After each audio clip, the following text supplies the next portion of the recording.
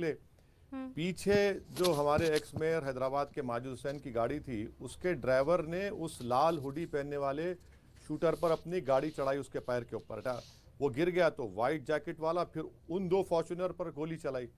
तो खैर वो मेरी सेफ्टी जानने के लिए गाड़ी भगाए, हम कोई फ्लाईओवर के करीब पहुंचे, वहाँ पर आगे फ्लाईओवर है, गाड़ी से उतरे, हमने उन जो गन शॉट के जो निशान थे उसका फ़ोटो लिया और बाद में हम हाजी साहब गाड़ी में बैठकर दिल्ली को आए तो एडिशनल एसपी से बात करें तो बोले कि हाँ सर, वो एक अटैकर शूटर पकड़ा गया है, सीन ऑफ क्राइम से एक वेपन भी सीज किया गया है और आपकी गाड़ी का फॉरेंसिक जांच होगी और टेक्निकल जांच होगी।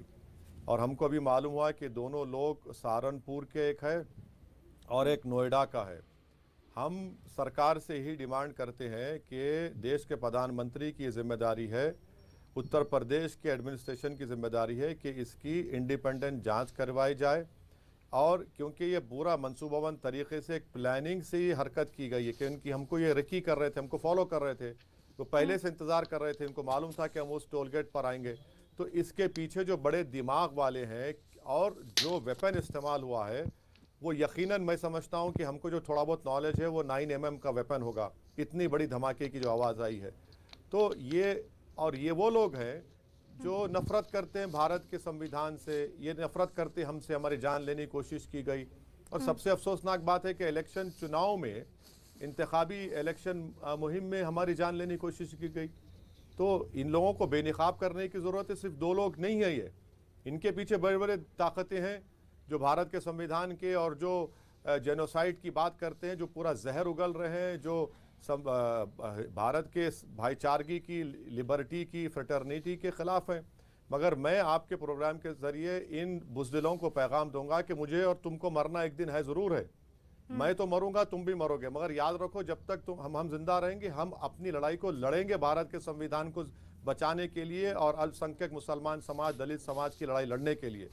आप मुझे मार सकते ज़रूर हैं, मगर मेरी सोच को आप फिक्र नहीं ख़त्म कर सकते। तो होगा, करिए, ये बुज़दिल लोग हैं तो यही कर सकते हैं। जिस तरह गांधी को गोली मारी तो इनका मकसद एक ही है कि गोली, ये काबिलियत रखते हैं गोली की, इनके पास और कोई काबिलियत नहीं है। ये कौन है जो लोकतंत्र पर हमला करने की कोशिश कर रहा है? ये कौन है जो आप पर चुनाव के दरमियान अटैक करता है? आप को किसी पर शक है? ये धार्मिक अटैक था कि राजनीतिक अटैक था? आपकी समझ इस वक्त आपको क्या कह रही है? मैडम, मैं इस पोजीशन में नहीं हूं कि ये बता सकूं, मैं जानता ही नहीं हूं और अल्लाह के फजल करम से मेरा कोई ऐसा कोई बैकग्राउंड भी नहीं है। मैं 1994 से एमएलए बना, 2 मरतबा का विधायक, 4 मरतबा का एमपी हूं। मैंने 94 से अब तक कोई सिक्योरिटी नहीं ली। मुझे पसंद नहीं है सिक्योरिटी गार्ड जो बंदूक थाम कर फिरते हैं। हाँ, ये बात ज़रूर है कि मीडिया के लोगों ने मुझसे 2 दिन पहले सवाल किया था कि प्रयागराज में जो धर्म संसद हुआ, आप अपने कॉरेस्पॉन्डेंट से पूछ लीजिए, मेरा भरोसा मत करिए, कि हर महाशय वहाँ पर जो थे हमको गाली दे रहे थे, अनाप शनाप बक रहे थे हमारे बारे में।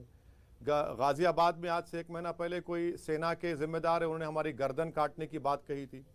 तो सरकार की जिम्मेदारी है कि सरकार इन तमाम ताकतों को बेनकाब करे, इनको अप्रीहेंड करे, इस जहर को भारत के जिस्म में फैलने से रोके।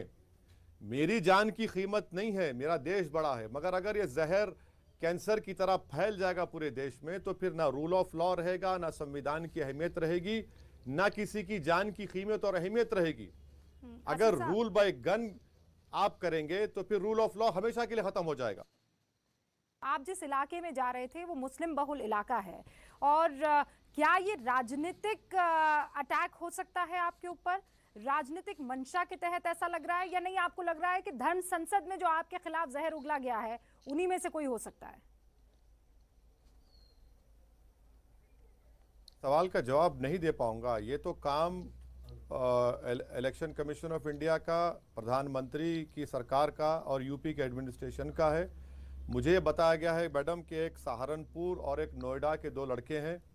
हमारे एक्स मेयर माजिद की गाड़ी के ड्राइवर ने जो रेड कलर का हुडी पहना था उस पर गाड़ी चढ़ा दी तो वहीं गिर गया। वो वेपन भी उसका मिला, उसके सीसीटीवी कैमरा है और पूरा मनसूबाबंद तरीके से किया गया। उनको मालूम कि गाड़ी जब स्लो होती है तो ये तो सरकार का काम है कि उनको बेनकाब करे। अब भाई ऐसा कैसे हो सकता है? क्या कोई भी किसी पे गोली चला देगा? अरे कौन है ये लोग? ठीक है, आप गोली चला रहे हैं तो क्या समझ रहे हैं कि आवाज बंद हो जाएगी? आवाज नहीं बंद होगी। मैं आज भी कह रहा हूं कि मैं सिक्योरिटी नहीं लूंगा, मैं हरगिज नहीं लूंगा, मैं अपना काम जारी रखूंगा। मेरी सिक्योरिटी की, देश की सिक्योरिटी की जिम्मेदार सरकार है, और सरकार का काम है कि वो इन जैसे लोगों को रोकें। याद रखिए, अगर ये कैंसर पूरे देश के जिस्म में फैल जाएगा तो फिर देश में अनार्की हो जाएगी, एनार्की हो जाएगी, रूल ऑफ लॉ नहीं रहेगा। आपको और इन लगता है लोगों कि को आप पुलिस इसी ने स्टेज तुरंत कार्रवाई की है असद साहब? क्योंकि जैसे ही आपने ट्वीट किया, कहा जा रहा है कि फौरन एक्शन ले लिया गया। इसमें कितनी सच्चाई है? मैं जब दिल्ली को पहुंचा तो मैंने फोन किया, वहां पर हमारे